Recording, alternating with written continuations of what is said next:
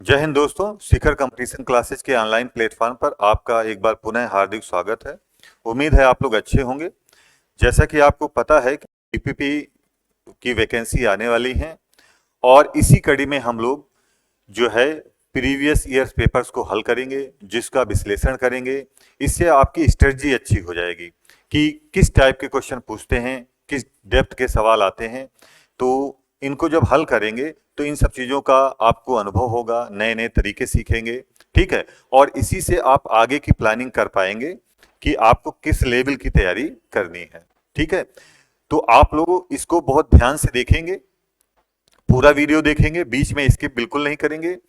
और जो है अगर आपने अभी तक चैनल नहीं सब्सक्राइब किया है तो जरूर सब्सक्राइब कर लें, क्योंकि आगे आने वाले समय में इस चैनल से आपकी पूरी तैयारी होने वाली है, ठीक है। इससे आपको काफी फायदा मिलेगा। और हम लोग सबसे पहले प्रीवियस ईयर्स पेपर्स को हल करेंगे, ठीक है। फिर इस कड़ी में हम लोग आगे बढ़ेंगे। तो आज हम लोग जो है यूपीपी जो परीक्षा तिथि 28 जनवरी 2019 का जो फर्स्ट शिफ्ट का पेपर है उसको हम लोग मैथ सेक्शन को देखेंगे, ठीक है। अभी मैथ सेक्शन को देखेंगे, फिर आगे आपको जीएस, रीजनिंग, हिंदी सब मिलेगा आपको। तो अभी हम लोग इसके मैथ सेक्शन को करते हैं और बहुत आराम से करेंगे, कोई जल्दबाजी करने की जरूरत नहीं है। आपको पता है कि इसमें टाइमिंग बहुत कम होती है, तो आप लोग ऐसे तरीके अपनाएंगे मैथ में जिनसे बहुत जल्दी सवाल हल हो जाए, ठीक है। और उसके कॉन्सेप्ट को भी समझ जाएं। अगर बहुत ज्यादा टाइम लगेगा तो उसको लगाने का कोई फायदा है नहीं। तो हम लोग बेस्ट मेथड्स जो हैं उनका यूज करेंगे। तो चलते हैं 28 जनवरी 2019 के फर्स्ट शिफ्ट को वाले पेपर को हल करते हैं, ठीक है।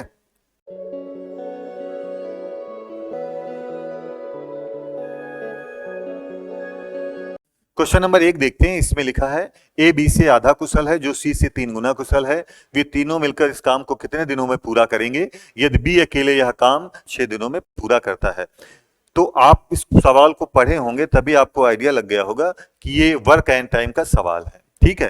तो सबसे पहले हम लोग एबीसी में क्षमता में अनुपात निकाल लेते हैं। तो ए लिखेंगे, बी लिखेंगे और सी लिखेंगे, ठीक है।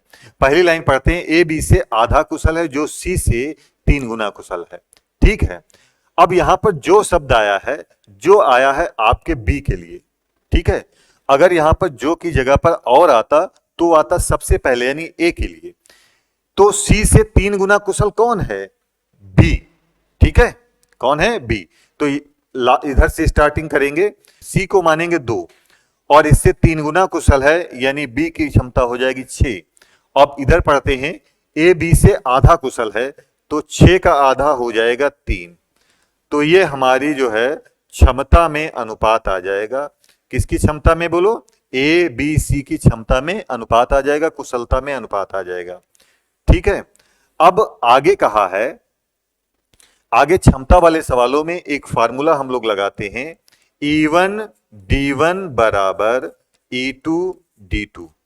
कौन सा फार्मूला लगाते हैं? E1 D1 बराबर E2 D2। E1 क्या है? क्षमता है, इफिशियंसी। और D क्या है? बोलो दिन। तो पहले वाले की क्षमता पहले वाले के दिन बराबर बाद वाले की क्षमता बाद वाले के दिन, ठीक है।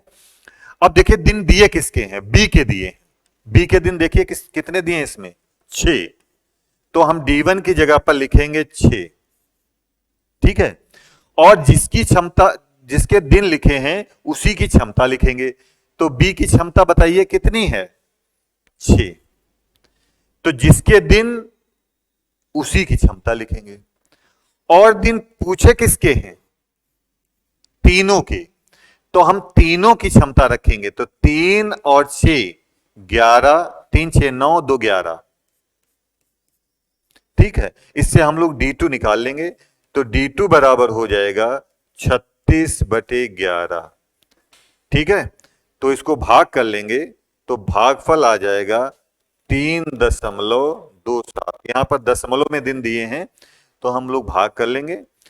तो 3.27 यानी आपका जो है वो दूसरा वाला विकल्प ये बिल्कुल सही है। 3.27 दिन आ जाएंगे, ठीक है। आप लोग अच्छे से समझ गए होंगे इसको। अब हम लोग क्वेश्चन नंबर 2 की तरफ बढ़ते हैं, ठीक। क्वेश्चन नंबर 2 में लिखा है कि एक्स ने 8 घंटे में 75 किलोमीटर की दूरी तय की। उन्होंने आंशिक रूप से पैदल 5 किलोमीटर प्रति घंटा की गति से और आंशिक रूप से साइकिल पर 12 किलोमीटर प्रति घंटा की गति से यात्रा की। एक्स द्वारा पैदल तय की गई दूरी ज्ञात करें। तो देखिए, वैसे तो ये चाल दूरी समय का सवाल है, लेकिन हम लोग इसको मिश्रण के मेथड से लगाएंगे। ठीक है, तो सबसे पहले लिखेंगे पैदल और दूसरी तरफ लिखेंगे साइकिल।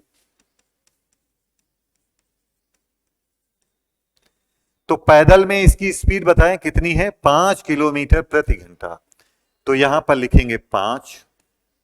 साइकिल से कितनी स्पीड है बोलिए, 12 किलोमीटर प्रति घंटा, तो यहां पर हम लोग लिखेंगे 12।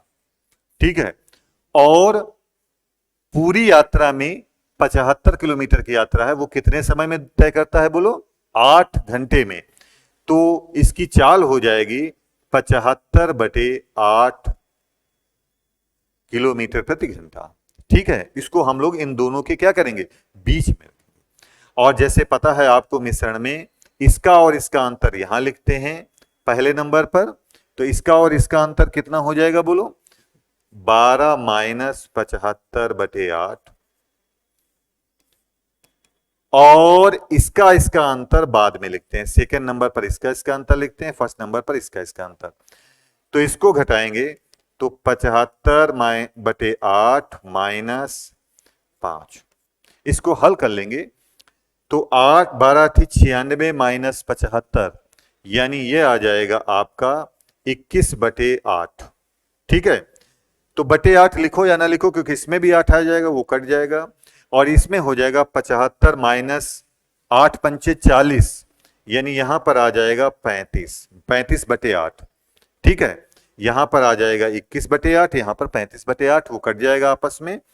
अब इसको 7 से काट लेते हैं, 7 तिया 21, और यहां पर क्या हो जाएगा, 7 5 35, यानी ये अनुपात आ जाएगा।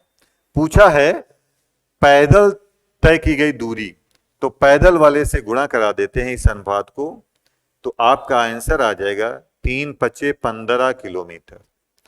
अगर इसको पूछते साइकिल द्वारा तो आपका आंसर क्या हो जाता बोलो, 60 किलोमीटर। यहां पर पैदल पूछा है तो 15 किलोमीटर आ जाएगा। तो इस प्रकार चौथा विकल्प जो है वो बिल्कुल सही आंसर है। ठीक है, अब हम लोग तीसरे क्वेश्चन की ओर बढ़ते हैं। क्वेश्चन नंबर 3 देखते हैं। इसमें लिखा है 10 सेंटीमीटर त्रिज्या वाला एक गोला पिघलाया जाता है और 10 सेंटीमीटर ऊंचाई वाला शंकु बनाया जाता है, तो शंकु का व्यास ज्ञात करें। ठीक है, तो पिघलाने पर दोनों के आयतन क्या रहेंगे, बराबर रहेंगे। तो एक तरफ लिखेंगे शंकु का आयतन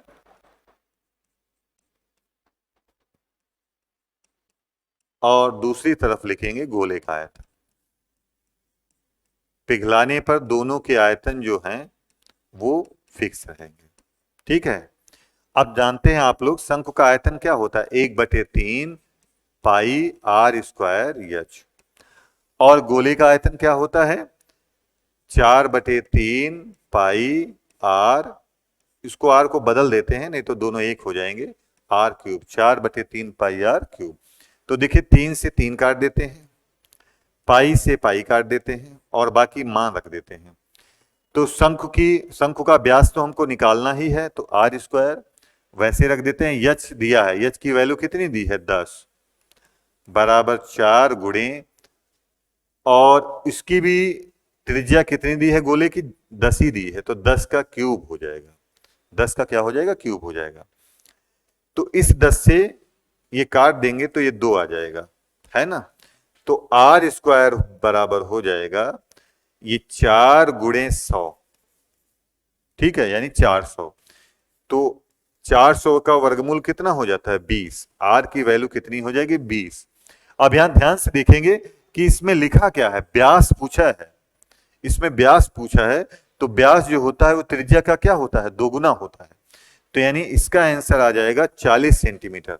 हम लोग जल्दबाजी में 20 सेंटीमीटर नहीं कर देंगे, त्रिज्या नहीं पूछी है, इसका व्यास पूछा है, तो व्यास हमेशा त्रिज्या का दोगुना हो जाता है, यानी इसका आंसर हो जाएगा कितना बोलो, 40 सेंटीमीटर। ठीक है, ये समझ में आ गया होगा। अब हम लोग अगले क्वेश्चन की तरफ बढ़ते हैं, क्वेश्चन नंबर 4। क्वेश्चन नंबर 4 देखते हैं। इसमें लिखा है एक सेट में 3 से शुरू होने वाले लगातार 5 पूर्णांक होते हैं। यदि सेट में सबसे बड़े पूर्णांक को हटा दिया जाए तो उस सेट में औसत में कितने प्रतिशत की कमी होगी। तो पहले हम लोग क्या करेंगे, 3 से शुरू होने वाले 5 पूर्णांक लिखेंगे।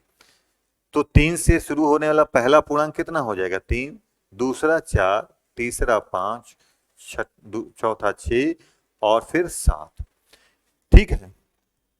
तो इसमें आगे कहा है यदि सेट में सबसे बड़े पूर्णांक को हटा दिया जाए, तो यानी आपको हटाना किसको है, इसको, तो उस सेट के औसत में कितने प्रतिशत की कमी हो जाएगी। तो जैसा आपको पता है कि औसत बराबर क्या होता है, बोलो, औसत बराबर क्या होता है,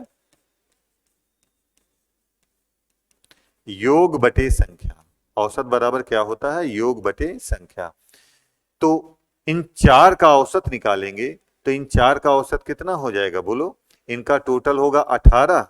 तो 18 बटे 4 ये कितना आ जाएगा, 4.5 भाग कर लेंगे तो कितना आ जाएगा, 4.5। और अगर हम सभी का औसत निकालें, पांचों का, तो औसत बराबर क्या हो जाएगा, इनका टोटल हो जाएगा 25 और नंबर कितना हो जाएगा, 5। तब इनका औसत आ जाएगा कितना, बोलो, 5। तो पहले का औसत ये आया, जब 7 को छोड़ दिया तो औसत कितना आ गया, 5। तो प्रतिशत कमी पूछा है तो प्रतिशत कमी निकाल लेंगे हम लोग। ये बताओ कमी कितने की हो रही है, 0.5 की। कमी हमेशा ज्यादा पर होती है, यानी नीचे रखेंगे 5। इन दोनों में ज्यादा कौन है, 5। और प्रतिशत में पूछा है तो इसको 100 से गुणा जरूर कराएंगे, हल कर लेंगे तो ये आ जाएगा आपका 10%। गुणा करा लेंगे तो कितना आ जाएगा, 10%। तो इस प्रकार जो है वो सेकेंड वाला ऑप्शन जो है वो आपका बिल्कुल सही है। कितना आ जाएगा, बोलो, 10% आ जाएगा। क्वेश्चन नंबर 5 है निम्नलिखित में से कौन सा न्यूनतम 2 पूर्णांकों का योग है। ठीक है, 2 पूर्णांकों का योग है जिसका गुणनफल 64 है। तो आप बताइए कौन सा पूर्णांक है, कौन सी संख्या है जिसमें उसी का उसी से गुणा कराएं तो 64 आ जाए। तो बताइए 8 है कि नहीं है, 8 को अगर हम 8 ही से मल्टीप्लाई करेंगे तो क्या आ जाएगा, 64 आ जाएगा कि नहीं आ जाएगा। लेकिन इसमें वो पूर्णांक नहीं पूछा है, पूछा है 2 पूर्णांकों का योग, यानी आपको इन दोनों को जोड़ देना है। तो आपका आंसर कितना आ जाएगा, बोलो, 16। तो इस प्रकार चौथा विकल्प जो है वो आपका बिल्कुल सही है। ये बहुत आसान कैटेगरी का क्वेश्चन था। ठीक है, और अब हम लोग क्वेश्चन नंबर 6 की तरफ बढ़ते हैं।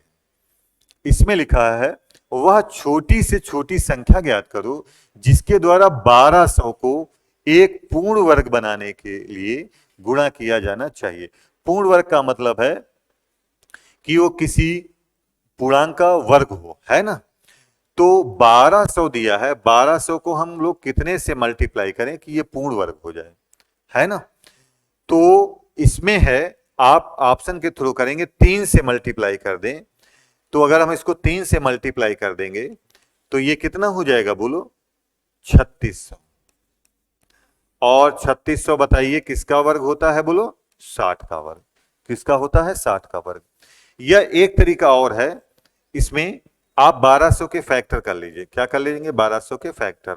मान लिया कोई ऐसा सवाल आ जाए जिसमें आप जल्दी सब में गुणा कराना पड़े तो मुश्किल हो जाए, तो हम इसके फैक्टर कर लेते हैं। ठीक है, जल्दी से फैक्टर कर लेते हैं।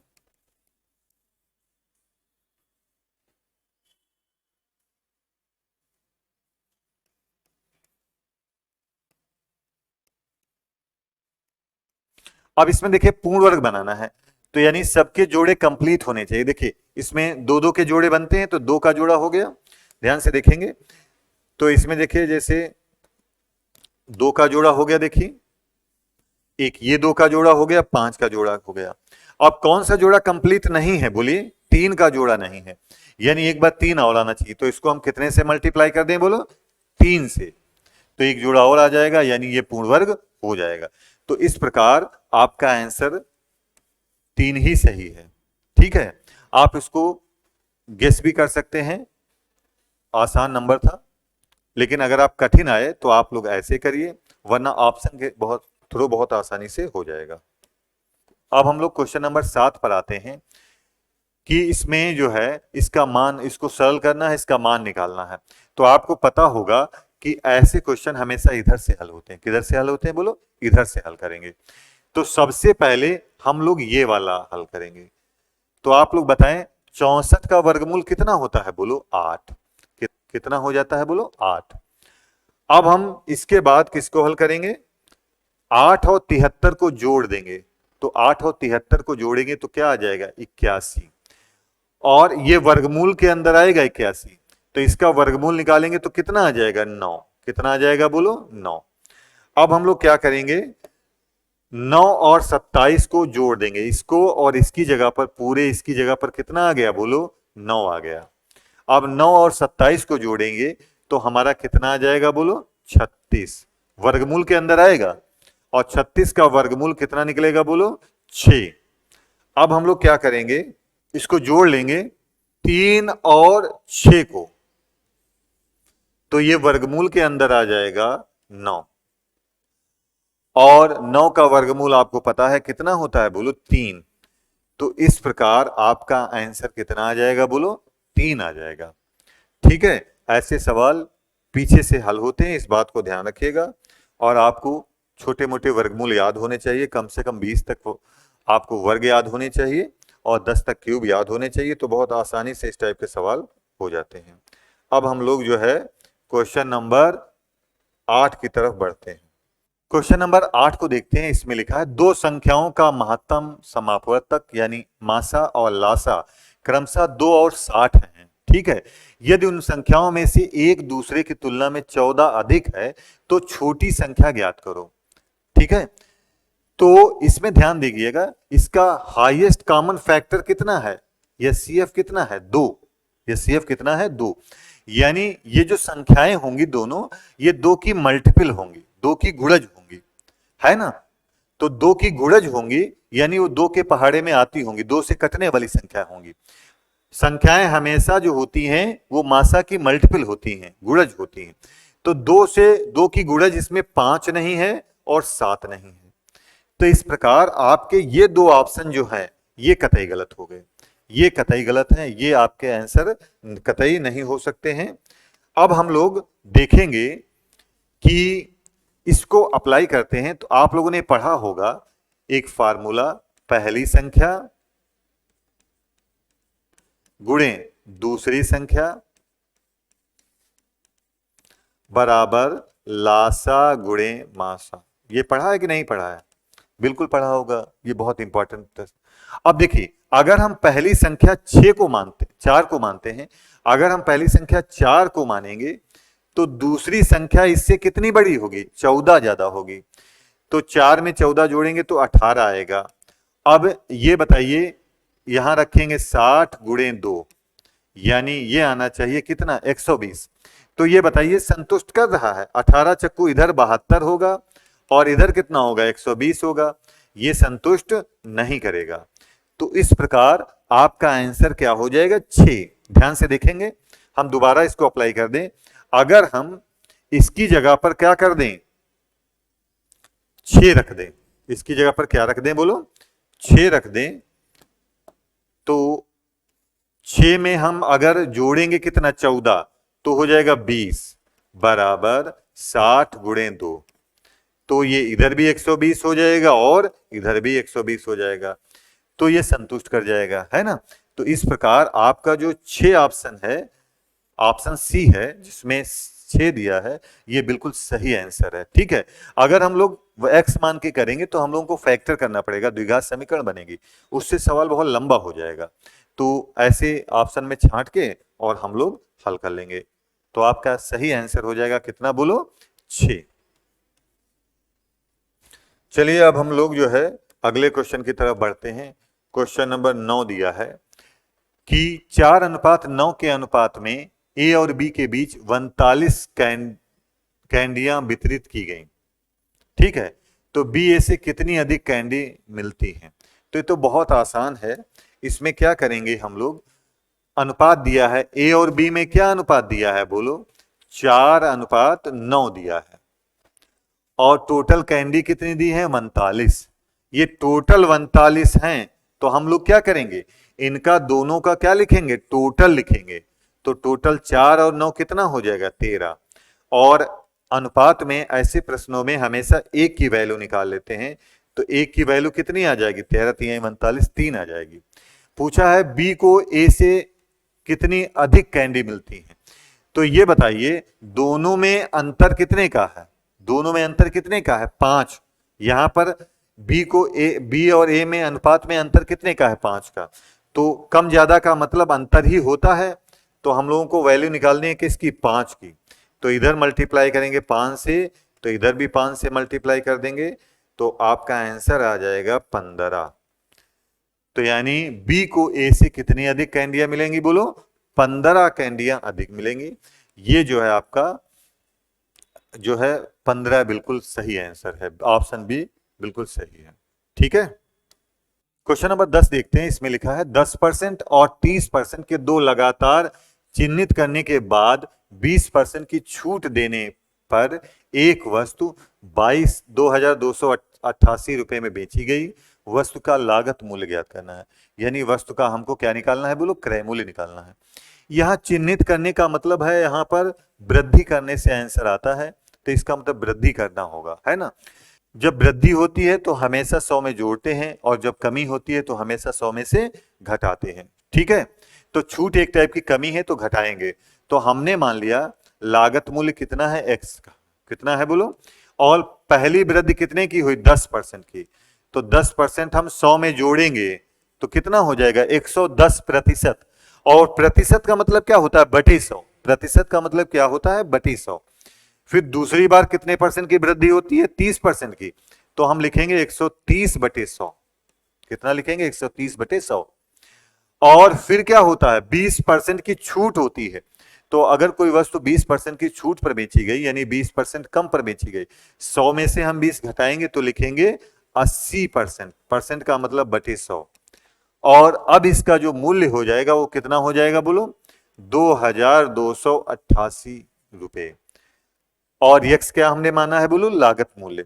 अब इसको हम लोग काट पीट कर लेंगे, और पहली बात तो जीरो से काटेंगे, ऊपर के जीरो 3 है तो नीचे के 3 जीरो काट लेंगे। ठीक है, अब हम लोग किससे काटेंगे, बोलो 11 से काट लेते हैं। ऊपर ऊपर काट पीट हो जाती है तो 11 से काट लेते हैं इसको। 11 दूनी 22, ठीक है, और 11 अठी 88। अब हम इसको किससे काट लेते हैं, बोलो 8 से। तो ये हो जाएगा 8 दूनी 16 और 8 छंग 48। अब हम लोग इसको किससे काट लेंगे, बोलो 13 से काट लेंगे, तो 13 दूनी 26। तो इस प्रकार यहां पर क्या क्या बचा था, एक ये 10 बचा था, एक 100 बचा था। इधर भाग में है, उधर जाएंगे तो गुणे में हो जाएंगे, तो x का मान आ जाएगा 2 गुणे 10 गुणे 100। तो यानी आपका आंसर हो जाएगा 2,000 रुपए। ठीक है, लागत मूल्य कितना आ जाएगा, बोलो 2,000 रुपए। तो इस प्रकार जो आपका आंसर है वो चौथा ऑप्शन जो है वो बिल्कुल सही है। ठीक है, तो इसमें एक बात ध्यान रखिएगा कि वृद्धि होगी तो हमेशा 100 में जोड़ेंगे, कमी होगी तो हमेशा 100 में से घटाएंगे। अब हम लोग क्वेश्चन नंबर 11 की तरफ बढ़ते हैं। क्वेश्चन नंबर 11 देखते हैं। इसमें लिखा है कपड़े का एक टुकड़ा 600 रुपए में खरीदा गया और सिलाई शुल्क जो है 40 रुपए देने के बाद 12.5% का लाभ पाने के लिए इसे किस कीमत पर बेचा जाना चाहिए।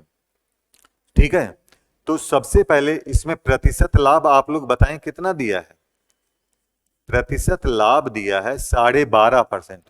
ठीक, कितना दिया है, 12.5%। देखिए आप लोगों को पता होगा कि 25% का मतलब कितना होता है, 1/4। 25/100 यानी 1/4। इसको अगर हम परसेंटेज को भिन्न में बदलेंगे तो कितना आएगा, 1/4। और 12.5% जो है उसका क्या है, आधा है। आधा है कि नहीं है, तो इसको अगर हम भिन्न में बदलेंगे तो 1 कितना हो जाएगा, 8। 12.5% को अगर हम भिन्न में बदलेंगे तो 25% का आधा होता है, यानी 1/8 आ जाएगा। तो इसमें जो 1 क्या हो जाएगा बोलो, लाभ हो जाएगा, और 8 क्या हो जाएगा, क्रय मूल्य। 8 क्या हो जाएगा बोलो, नीचे हमेशा लागत मूल्य होता आती है, लाभ हमेशा क्रय मूल्य पर होता है, तो नीचे क्रय मूल्य ही आएगा। और इसमें विक्रय मूल्य कितना हो जाएगा बताएं, विक्रय मूल्य हो जाएगा कितना, 9। विक्रय मूल्य का मान हो जाएगा कितना, 9। 8 में एक लाभ है तो जोड़ेंगे, लाभ है तो क्या जोड़ेंगे, तो 8 में 1 जोड़ेंगे तो कितना हो जाएगा, 9। अब ध्यान से देखेंगे, इसमें 600 रुपए है और सिलाई 40 रुपए है, तो क्रय मूल्य कितना हो जाएगा, 640। क्रय मूल्य कितना हो जाएगा बोलो, 640 रुपए हो जाएगा। और यहां पर क्रय मूल्य की वैल्यू कितनी दी है, 8, तो यानी 8 की वैल्यू दी है कितनी, 640। तो भाग कर देंगे दोनों तरफ से, तो 1 की वैल्यू कितनी हो जाएगी, 80। 1 की वैल्यू कितनी हो जाएगी बोलो, 80। और विक्रय मूल्य पूछा है, तो यानी हमको 9 की वैल्यू निकालनी है, तो 9 की वैल्यू निकालनी है, 1 की वैल्यू 80 है, तो 9 की वैल्यू हो जाएगी, गुणा करा देंगे, 9 8 72। तो यानी आपका आंसर कितना आ जाएगा बोलो, 720 रुपए। तो इस प्रकार चौथा विकल्प जो है वो बिल्कुल सही है। ठीक है, इसको ध्यान से आप लगाएंगे और रटेंगे बिल्कुल नहीं, समझ के लगाएंगे। ठीक है, ध्यान से लगाएंगे, जब प्रैक्टिस करेंगे तो ये सब बहुत आसान क्वेश्चन हो जाते हैं। ठीक है, देखिए मैथ और रीजनिंग उसी को आप आती है जो ज्यादा से ज्यादा प्रैक्टिस करता है। प्रैक्टिस के बिना मैथ और रीजनिंग सीखना बहुत मुश्किल काम है। ठीक है, पहला काम ये करिए कि आप ज्यादा से ज्यादा एक्सरसाइज लगाइए, जितनी आप एक्सरसाइज ज्यादा लगाएंगे उतने आपकी मैथ और रीजनिंग अच्छी होती चली जाएगी। ठीक है, ये सीधे सीधे प्रैक्टिस पर डिपेंड करता है। अब हम लोग क्वेश्चन नंबर 12 देखते हैं। इसमें लिखा है, एक वस्तु 2500 रुपए में खरीदी गई, दुकानदार इसको अंकित मूल्य कीमत पर 12% की छूट की अनुमति देता है और फिर भी 10% लाभ कमाता है। ठीक है, वस्तु की अंकित कीमत ज्ञात करो। तो देखो 2500 रुपए दिया है, कितना दिया है बोलो, 2500 रुपए, 12% की छूट देता है, तो हम क्या करेंगे, छूट होगी तो हमेशा 100 में से घटाएंगे, यानी यहां पर नीचे लिखेंगे 88%। 100 में से क्या कर दिया, 12% घटा दिया, है ना, छूट होगी तो हमेशा 100 में से घटाएंगे। और फिर भी 10% का लाभ कमाता है, तो लाभ होगा तो 100 में हमेशा जोड़ेंगे, बता ही चुके हैं। जब हानि होगी तो 100 में से घटाएंगे, छूट होगी तो 100 में से घटाएंगे, और लाभ होगा तो 100 में जोड़ेंगे। अब इसको हल कर लेंगे तो इससे हमारा एमआरपी निकल आएगा, अंकित मूल्य। 11 से काट लेंगे, 11 से काटेंगे तो 11 दशामन और ये 11 8 88। ठीक है, अब इसको 2 से काट लेंगे, 2 चक्कू 8, 2 पंचे 10। अब इसको 4 से काट लेंगे तो 4 छंग 24, 4 दूनी 8, 4 पंचे 20, और इसको मल्टीप्लाई कर देंगे तो आपका आंसर आ जाएगा, गुणा करा लेंगे 3125। तो इस प्रकार आपका जो पहला विकल्प है वो बिल्कुल सही है। ठीक है, ये समझ में आ रहा है आप। एग्जाम में टाइमिंग बहुत कम रहती है, तो जितने आप एक्सरसाइज लगाएंगे, जितने प्रैक्टिस करेंगे, उतने ही आपकी टाइमिंग जो है वो सुधरती चली जाएगी। क्वेश्चन नंबर 13 है कि 4% प्रति वर्ष की साधारण ब्याज प्रणाली के तहत कितने वर्ष में 1500 रुपए दोगुने हो जाएंगे। तो एक बात ध्यान रखिएगा, दोगुने का मतलब है, दोगुने का मतलब है 100% की वृद्धि। ठीक है, दोगुने का मतलब क्या है, 100% की वृद्धि। अगर 3 गुना होता, जैसे अगर 3 गुना होता तो ये हो जाएगा था 200% की वृद्धि। अगर ये 4 गुना होता तो हो जाता 300% की वृद्धि। ठीक है, तो आप ये ध्यान रखिएगा, दोगुना कहा है, इसका मतलब है 100% की वृद्धि।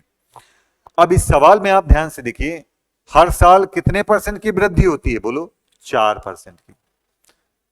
तो दोगुना होना है, यानी 100% बढ़ना है। तो बताइए 4 को हम कितने से मल्टीप्लाई कर दें कि 100% हो जाए? बोलो कितने से मल्टीप्लाई कर देंगे? 25। तो इस प्रकार आपका 25 वर्ष आंसर हो जाएगा, यानी एक साल में 4% बढ़ेगा तो 100% होने में कितने साल लग जाएंगे? बोलो 25 साल लग जाएंगे। तो इस प्रकार आपका 25 वर्षीय आंसर हो जाएगा। ठीक है, इसको आप SI बराबर PRT अपान 100 से भी लगा सकते हैं, लेकिन अनावश्यक टाइम खराब करने से कोई मतलब नहीं है। जब आप प्रैक्टिस करेंगे तो ये सब चीजें अपने आप आने लगेंगी। ठीक, अगला क्वेश्चन चक्रवृद्धि ब्याज का है। इसमें लिखा है कि 10,000 रुपए 2 वर्ष में, ठीक है, 1144 रुपए 90 पैसे हो जाते हैं, तो मूलधन पर सालाना किस दर से चक्रवृद्धि ब्याज लगाया गया? यानी आपको क्या निकालना है? चक्रवृद्धि ब्याज की दर निकालनी है। तो इसमें एक बात ध्यान रखिएगा, दर निकालने में 2 साल होगा तो वर्गमूल निकालेंगे, 3 साल होगा तो घनमूल निकालेंगे, 4 साल होगा तो उसका चौथा रूट निकालेंगे। एक बात ध्यान, ये जो है इस बात को ध्यान रखेंगे। तो इधर लिखते हैं 10,000 और 2 साल दिया है, तो हम लोग क्या निकालेंगे? इसका वर्गमूल निकालेंगे। और इधर कितना है? वर्गमूल में कितना लिखेंगे? 1144.9 है। ठीक है, तो दशमलव नहीं लिखेंगे, दशमलव हटाएंगे तो उसका 0 यहां बढ़ा देंगे। क्या बढ़ा देंगे? बोलो यहां पर बढ़ा देंगे। ठीक है, अब ध्यान से देखेंगे तो ये इसका वर्गमूल कितना आ जाएगा? 100, और इसका वर्गमूल निकालेंगे तो आ जाएगा 107। कितना आ जाएगा? बोलो 107। तो दर पूछा है, तो दर का मतलब है प्रतिशत वृद्धि। 100 पर कितने की दर का मतलब क्या है? बोलो दर का मतलब है कि जो 100 पर बढ़ रहा है, 100 पर वृद्धि, प्रतिशत वृद्धि। तो प्रतिशत का मतलब होता है प्रति सैकड़ा। तो 100 पर देखो कितना बढ़ रहा है? 7, तो दर हो जाएगी 7%, यानी 100 पर कितना बढ़ जाएगा? 7 बढ़ जाएगा। तो आपका यही आंसर हो जाएगा, कितना बोलो? 7%। ऑप्शन सेकंड आपका बिल्कुल सही है। ठीक है, अब हम लोग क्वेश्चन नंबर 15 पर आते हैं, और इसमें लिखा है A, B और C के बीच 1152 रुपए का नुकसान इस अनुपात में होता है, तो A का हिस्सा ज्ञात करो। तो देखिए ये नुकसान में अनुपात दिया है, ये कुल नुकसान दिया है। तो इधर लिखेंगे नुकसान 1100 कितने का है? 52 का, और ये टोटल नुकसान है तो इनका सबका टोटल लिखेंगे। तो 8, 7, 15 और 9 24, कितना हो जाएगा? बोलो 24। काट पीट कर लेंगे तो ये आ जाएगा, हम पहले 12 से निकाल लेते हैं। 12 दूनी 24, 12 नवाई 108, 12 नवाई 108, 12 छंग 72। ठीक है, अब हम इसको काट पीट कर सकते हैं किससे? 2 से काट लेते हैं। 2 एकन 2 और 2 चक्कू 8, 2 8 16। एक की वैल्यू कितनी आ गई? बोलो 48। एक की वैल्यू कितनी आ गई? 48। अनुपात में एक की वैल्यू निकाल लेते हैं। पूछा है ए का हिस्सा, तो ए वाले से गुणा कर लेंगे, तो 48 की 7 से गुणा करा देंगे, तो लास्ट में आएगा 6, 3, 3, 336 रुपए आपका बिल्कुल सही आंसर है। यानी पहला ऑप्शन देखेंगे ये बिल्कुल सही है। ठीक है, ए का पूछा है तो ए वाले अनुपात से गुणा करा देंगे। अब हम लोग क्वेश्चन नंबर 16 पर आते हैं। क्वेश्चन नंबर 16 पढ़ते हैं। इसमें लिखा है ABC ने 50,000 रुपए का कारोबार प्रारंभ किया। B ने C की तुलना में 6,000 रुपए अधिक लगाए। A ने B की तुलना में 2,000 रुपए अधिक लगाए। यदि कुल 10,000 रुपए का लाभ हो तो लाभ में A का हिस्सा ज्ञात करो। तो ध्यान से देखेंगे, हम लिखेंगे A, B, C। तो B ने C से कितने रुपए अधिक लगाए हैं? बोलो B ने C से कितने रुपए लगाए हैं? 6,000 रुपए अधिक लगाए। ठीक है, और A ने B से 2,000 रुपए अधिक लगाए हैं, तो C से कितने लगाए होंगे? बोलो 8,000 रुपए। भाई देखिए, B ने C से 6,000 रुपए अधिक लगाए हैं, A ने B से 2,000 रुपए अधिक लगाए हैं। इसका मतलब सी से कितने लगाए हैं, बोलिए 8,000 रुपए, है ना। तो 8 और 6 जोड़ देंगे तो कितना आ जाएगा बोलो, 14,000 रुपए। तो 8 से 14,000 हो गया, हम लोग क्या कर देंगे, 50,000 में से माइनस कर देंगे 14,000, तो हमारा आ जाएगा कितना, 36,000।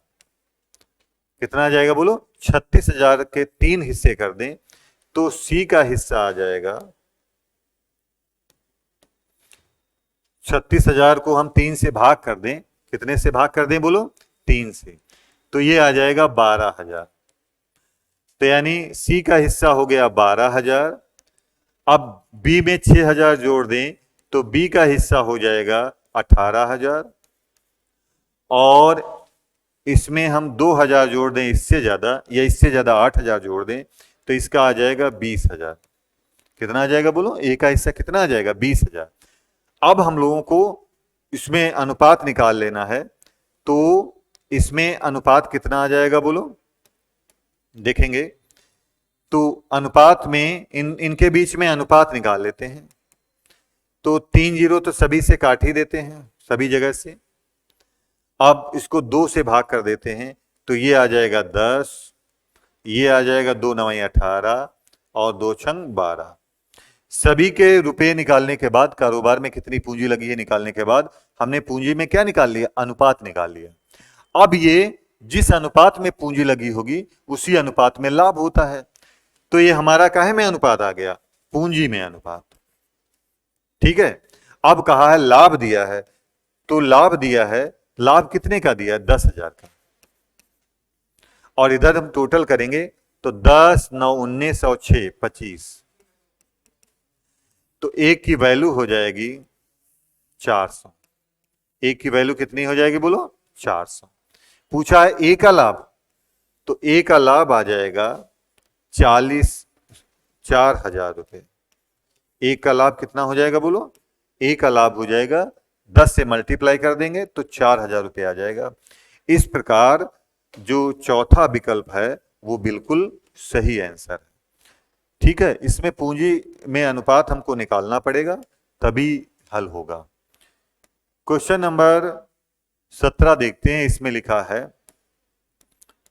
एक पंसारी की 4 महीने में क्रमशः 2,000, 2,500, 3,250 और 4,250 रुपए की बिक्री होती है।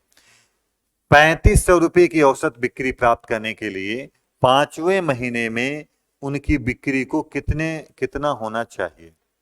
ठीक है, तो ध्यान से देखेंगे, इनका हम लोग औसत निकाल लेंगे। तो एवरेज बराबर होता है टोटल अपान नंबर, तो इनको सबको जोड़ लेंगे तो ये आ जाएगा 2,000, 2,500, 3,250 और 4,250। इनको सबको हम जो जोड़ेंगे तो आ जाएगा 12,000। कितना आ जाएगा, इन चारों को जोड़ेंगे तो कितना आ जाएगा, 12,000।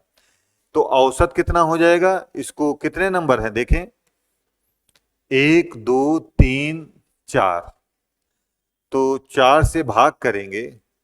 अच्छा, 5वां भी तो है, तो 5वें महीने में, ये तो 4 महीने का दिया है, इसको हम लोग 5 से भाग कर दें तो कितना आ जाएगा बोलो, 2,400। कितना आ जाएगा बोलो, 2,400।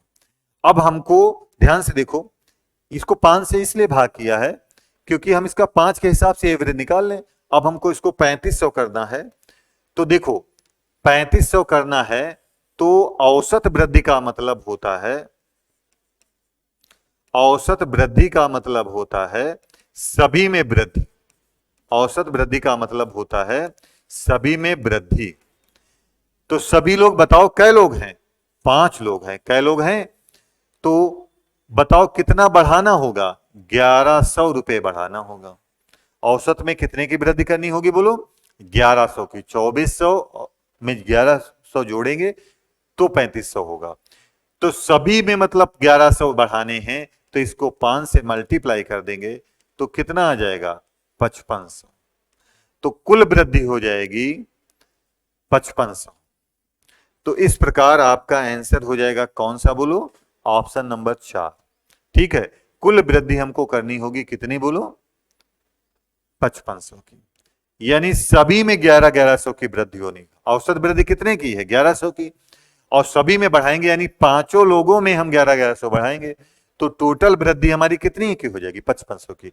और यही पूछा है कि अंत में कितने की बिक्री करनी होगी? तो 5500 की बिक्री करनी होगी, तभी उसका 2400 से एवरेज बढ़ के कितना होगा? बोलो 3500 होगा। अब हम लोग क्वेश्चन नंबर 18 पर आ जाते हैं। क्वेश्चन नंबर 18 है कि बी और सी एक काम 40 दिनों में पूरा करते हैं, जबकि ए कॉमा बी कॉमा सी वह काम 20 दिनों में पूरा कर सकते हैं, तो ए अकेले वह काम कितने दिनों में पूरा करेगा? तो इसको हम लोग, इसमें जो वर्क एंड टाइम में मेथड अप्लाई होता है वो ये होता है कि तीनों कितने दिनों में करते हैं? ध्यान से देखेंगे इसको, तीनों करते हैं 20 दिनों में, और बी प्लस सी कितने दिनों में करते हैं? बोलो 40 दिन में। इसको इस प्रकार लिख लेंगे। फिर क्या करेंगे, इनका हम लोग लासा लेते हैं, एलसीएम। क्या लेते हैं? एलसीएम। एलसीएम इसका हो जाएगा 40। वह छोटी से छोटी संख्या जिसमें 20 का भी पहाड़ लग जाए, 40 का भी लग जाए, कौन है? 40। ठीक है, अब हम क्या करेंगे, 40 को 20 से भाग कर देंगे तो क्या आ जाएगा? बोलो 2, और 40 को 40 से भाग करेंगे 1। अब हमको इससे कोई लेना देना नहीं है, जो पहले के दिन दिए उससे कोई मतलब नहीं। 40 को हम क्या मानेंगे? ये हमारा टोटल वर्क है, कुल कार्य। ये क्या है? बोलो कुल कार्य। और जो 2 और 1 आया है, ये क्या है? बोलो क्षमता है। जैसे तीनों की क्षमता 2 है और बी और सी की क्षमता कितनी है? 1 है। तो पूछा है इस सवाल में ए, तो ए की क्षमता हमको निकालनी होगी। तो ध्यान से देखो, इन तीनों की क्षमता कितनी है? ध्यान से देखिए भाई सब लोग, इस तीनों की क्षमता कितनी है? बोलो 2 है। जिसमें बी प्लस सी की क्षमता कितनी है? 1 है। जिसमें बी प्लस सी की क्षमता कितनी है? बोलो 1 दी है कि नहीं दी है? तो अब इसका मतलब है दो, इनका तीनों का मान 2 है, इन दोनों का मान 1 है, तो इसका मतलब ए भी 1 होगा। इसका मान कितना होगा? 1 होगा। अब ये देखिए टोटल वर्क है, मान लिया टोटल वर्क को हम लोग कुछ भी मान सकते हैं, इसमें दिया नहीं है, लेकिन मान लिया पेड़ लगाना ही है एक टाइप का वर्क, तो 40 पेड़ लगाने हैं। ये तीनों लगाएंगे तो एक दिन में कितने पेड़ लगाएंगे? 2। अगर बी प्लस सी लगाएंगे तो जो है एक दिन में 1 पेड़ लगाएंगे।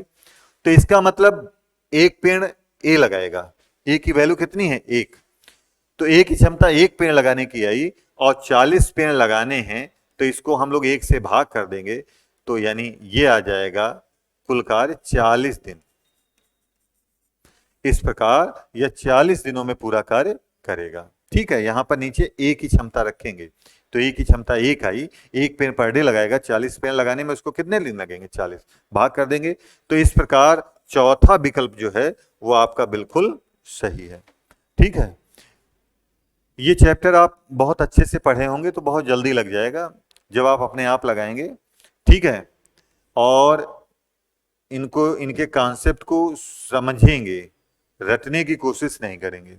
ठीक है, अब क्वेश्चन नंबर 19 को देखते हैं। इसमें लिखा है x बटे वाई बराबर 4/5 और 7x प्लस 6y बराबर 29 हो तो y का मान ज्ञात करो। और ये 4 विकल्प दिए हैं। ठीक है, तो इसमें हम सबसे पहले देख लेते हैं, x का मान 4 मान लेते हैं, y का मान कितना मान लें? 5।